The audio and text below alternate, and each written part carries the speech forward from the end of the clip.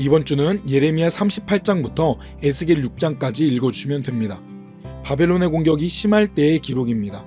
하나님께 대적했던 유다 방백들, 그 가운데 하나님의 뜻을 담대히 전했던 예레미야, 그를 지지했던 왕궁 환관 에벳멜렉, 그리고 그런 상황 속에서 예레미야의 예언을 거부했던 시드기야의 모습이 대조됩니다.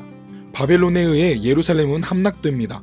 예레미야의 경고를 무시했던 시드기야는 비참한 종말을 맞습니다. 예레미야는 자유의 몸이 되었고 그를 지지했던 에벳멜렉도 하나님의 보호를 약속받습니다. 예레미야는 바벨론의 예우를 받고 친바벨론파였던 그다랴에게로 가서 유다 백성들과 함께 거했습니다. 하지만 반바벨론파에서 이스마엘을 앞세워 그다랴를 살해할 계획을 세웁니다. 그들의 계획대로 암몬 왕의 사주를 받아 만찬석에서 그다랴를 암살합니다. 이스마엘은 암몬으로 도주하고 요하나는 애굽으로 갈 계획을 세웁니다. 요하나는 애굽행을 결심하고 예레미야에게 그 결정을 묻지만 예레미야는 애굽에 가지 말 것을 예언합니다. 하지만 요하나는 그 뜻에 순종하지 않습니다. 요하난과 유다 백성들은 예레미야를 거짓말쟁이로 매도하고 예레미야와 바룩은 강제로 애굽으로 끌려갑니다. 그런 상황 속에서 예레미야는 바벨론의 애굽 침공에 관해 예언합니다. 애굽으로 도피했던 유다 백성들은 예루살렘의 멸망이 요시야의 종교개혁 때문이라고 했습니다. 이에 대해 예레미야는 우상숭배가 원인임을 지적하며 우상숭배를 경고했습니다. 애굽왕 호브라의 죽음이 예언의 증표라고 밝혔습니다. 하나님은 바룩에게 구원을 약속하시면서 예레미야를 대신하여 하나님의 메시지를 선포하게 하셨습니다. 46장부터 51장까지는 이방 9나라에 대한 정죄가 기록되었습니다. 애굽의 파멸에 대한 예언이 기록됩니다. BC 605년 갈그미스 전투와 BC 567년 바벨론 침공이 예언됩니다. 블레셋의 파멸이 예언됩니다. 블레셋은 강한 군사력으로 이스라엘을 괴롭혔지만 갑작스러운 홍수와 같이 멸망할 것을 예언합니다. 모압에 관한 멸망이 예언됩니다. 중개무역이 성행했던 모압은 그들의 풍요로움으로 인한 교만 때문에 멸망할 것이라고 예언됩니다. 암몬은 교만에 빠졌고 에돔은 천연 요새를 의지하였으며 다메섹은 북이스라엘과 연합하여 유다를 공격했습니다. 게달과 하솔은 풍요 속에 쾌락을 탐했고 엘람은 자신의 무력을 믿고 아수르와 동맹하여 예루살렘을 침공했음이 기록됩니다.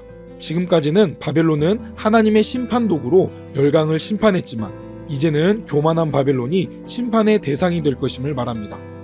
바벨론을 멸망시킬 나라는 메데 바사 연합국임을 밝힙니다. 그리고 바벨론의 멸망은 이스라엘의 회복이 될 것임을 말합니다. 예루살렘의 함락에 관한 기록입니다. 시드기야는 바벨론에 대항하다 비참한 최후를 맞습니다. 예루살렘을 함락한 바벨론은 성전을 헐고 약탈합니다. 바벨론으로 잡혀갔던 여호야긴은 특별 사면으로 풀려나 후한 대접을 받게 되는데 이것은 이스라엘의 밝은 미래를 암시하는 것으로 예레미야서는 마칩니다. 이제는 예레미야 애가입니다. 예루살렘의 멸망을 예언한 예레미야는 실제적인 멸망을 목도하고 슬픔에 빠집니다.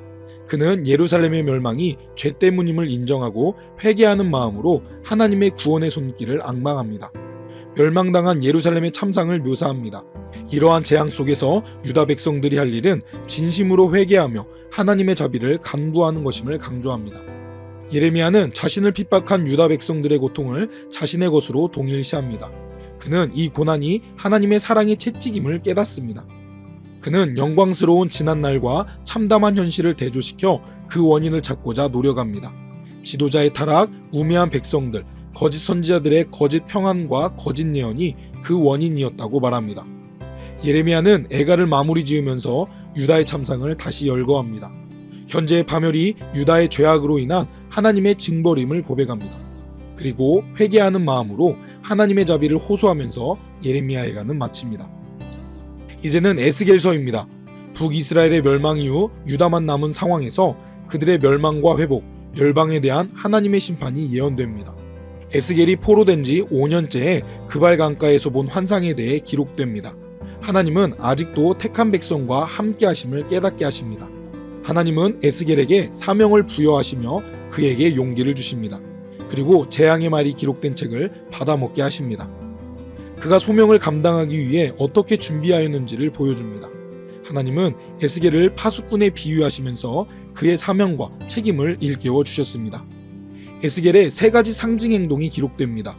예루살렘의 포위와 함락을 예고하고 일정 기간 동안 좌우로 돌아 누운 것은 남북 이스라엘 민족이 하나님께 징계를 받는 날수를 나타냅니다. 부족한 물과 부정한 떡은 예루살렘이 당할 고통과 비참한 상태를 예고합니다. 에스겔의 네 번째 상징 행동으로 머리털과 수염을 깎아 예루살렘의 파멸과 백성의 흩어짐을 예고합니다. 그 후 유다가 하나님의 진노를 당할 수밖에 없는 이유와 그 참상을 밝힙니다. 유다의 멸망 원인이 우상 숭배임이 구체적으로 언급됩니다. 하나님은 징계를 내려 그들이 잘못 깨닫고 돌아서기를 원하셨습니다. 예레미야와 에스겔을 통해 하나님께서 오늘 우리가 어떠한 삶을 살기 원하시는지를 묵상하시며 삶을 다듬어 가시는 복된 한 주가 되시기 바랍니다.